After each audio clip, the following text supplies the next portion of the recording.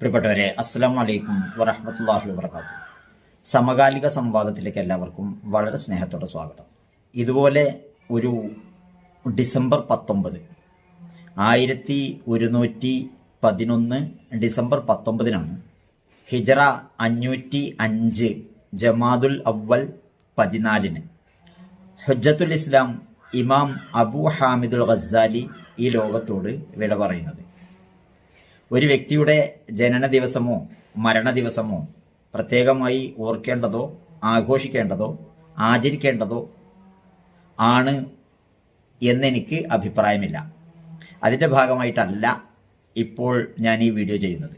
പകരം ഇമാം അബൂ ഹാമിദുൽ ഗസ്സാലി ഉയർത്തിവിട്ട ചിന്തകളും ജമാഅത്തെ ഇസ്ലാമി ഇപ്പോൾ നടത്തിക്കൊണ്ടിരിക്കുന്ന തണലാണ് കുടുംബം എന്ന കുടുംബ ക്യാമ്പയിനും തമ്മിലുള്ള ബന്ധം അതൊന്ന് ജനങ്ങളുടെ ശ്രദ്ധയിൽ കൊണ്ടുവരിക എന്നതാണ് ഇന്നത്തെ എൻ്റെ വീഡിയോ കൊണ്ട് ഞാൻ ഉദ്ദേശിക്കുന്നത്.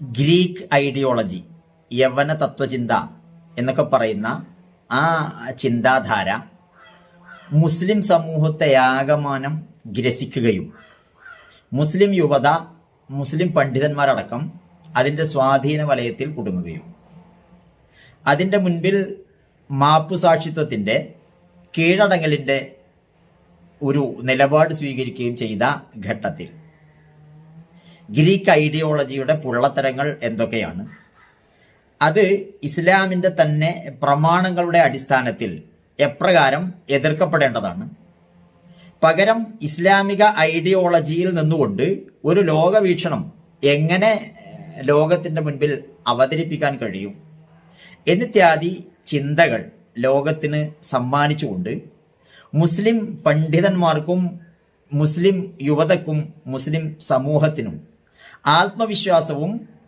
ഇസ്സത്തും പ്രദാനം ചെയ്തു എന്നതാണ് ഇമാം അബൂ ഹാമിദുൽ ഗസ്സാലിയുടെ പ്രവർത്തനങ്ങളുടെ ഏറ്റവും മികച്ച വശം. വൈജ്ഞാനിക രംഗത്ത് വമ്പിച്ച സംഭാവനകൾ അർപ്പിക്കാൻ അദ്ദേഹത്തിന് സാധ്യമായിട്ടുണ്ട്. അതോടൊപ്പം ആത്മീയ രംഗത്ത് മുസ്ലിം സമൂഹത്തെ ആത്മീയതയുടെ ഉന്നത വിധാനങ്ങളിലേക്ക് കയറിപ്പോകാൻ കഴിയുന്ന ഗോവണി എന്ന് പറയാവുന്ന തരത്തിലുള്ള ഇഹ്യാ ഉലൂമുദ്ദീൻ എന്ന ഗ്രന്ഥം അദ്ദേഹത്തിൻ്റെ സംഭാവനയാണ്. ഇങ്ങനെ തത്വശാസ്ത്ര രംഗത്ത്, നിദാനശാസ്ത്ര രംഗത്ത്, തർക്കശാസ്ത്ര രംഗത്ത്, ഗോളശാസ്ത്ര രംഗത്ത് തുടങ്ങി എല്ലാ വൈജ്ഞാനിക മേഖലകളിലും തൻ്റെ വ്യക്തിമുദ്ര പതിപ്പിച്ച ഇമാം അബൂ ഹാമിദുൽ ഗസ്സാലി പക്ഷേ ഏറ്റവും കൂടുതൽ അറിയപ്പെടുന്നത് നടേ പറഞ്ഞ അദ്ദേഹത്തിൻ്റെ നവോത്ഥാന സംരംഭങ്ങളാണ്.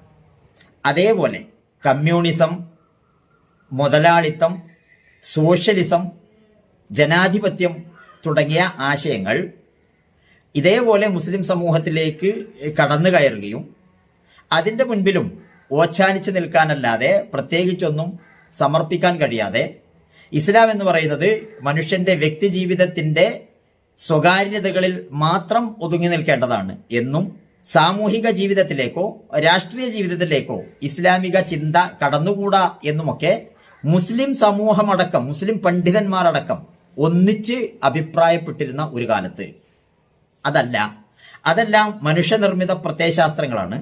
അതിനെല്ലാം അതിൻ്റെതായ ദൗർബല്യങ്ങളുണ്ട്. അതിൻ്റെ സ്ഥാനത്ത് ഇസ്ലാമിക ഐഡിയോളജിയാണ്, ഇസ്ലാമിക ദർശനമാണ് മനുഷ്യൻ്റെ വിമോചനത്തിനും പുരോഗതിക്കും ഉതകുന്നത് എന്ന് പ്രാമാണികമായും യുക്തിഭദ്രമായും ആത്മവിശ്വാസത്തോടു കൂടിയും ലോകത്തെ പഠിപ്പിച്ചു എന്നതാണ് ഇമാം മൗദൂദിയുടെ പ്രത്യേകത.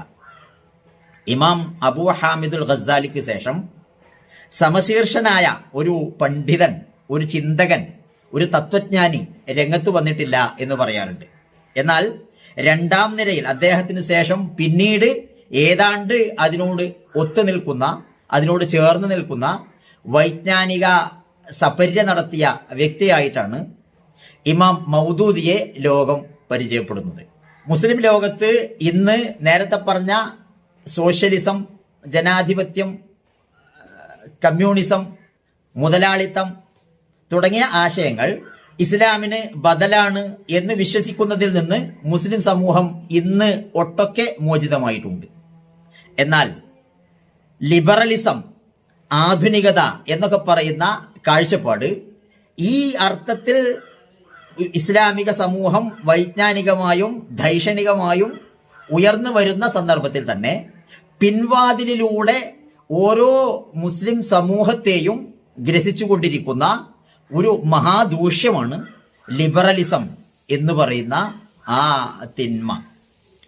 ഇപ്പോൾ ജമാഅത്തെ ഇസ്ലാമി ഡിസംബർ 1 മുതൽ 31 വരെ തണലാണ് കുടുംബം എന്ന പേരിൽ ഒരു ക്യാമ്പയിൻ സംഘടിപ്പിക്കുന്നത് ഈ ലിബറലിസം ഉൾക്കൊള്ളുന്ന ആധുനികത അത് ഇസ്ലാമിക പണ്ഡിതന്മാരടക്കമുള്ള മുസ്ലിം സമൂഹങ്ങളടക്കമുള്ള ഗ്രൂപ്പുകളടക്കമുള്ള എല്ലാവരിലും എപ്രകാരം സ്വാധീനമുണ്ടാക്കുന്നു, സമൂഹത്തിന്റെ വ്യത്യസ്ത ശ്രേണിയിലുള്ള ജനവിഭാഗങ്ങളിൽ ഈ ലിബറലിസത്തിന്റെ കാഴ്ചപ്പാടുകൾ ഉണ്ടാക്കുന്ന അപകടങ്ങൾ എന്തൊക്കെയാണ്, അത് സമൂഹത്തെ തന്നെ നശിപ്പിക്കാൻ എപ്രകാരമാണ് കാരണമാവുക എന്ന അർത്ഥത്തിൽ സമൂഹത്തെ സമുദ്ധരിക്കുവാൻ വേണ്ടി ശ്രമിക്കുകയാണ് ഈ ക്യാമ്പയിനിലൂടെ.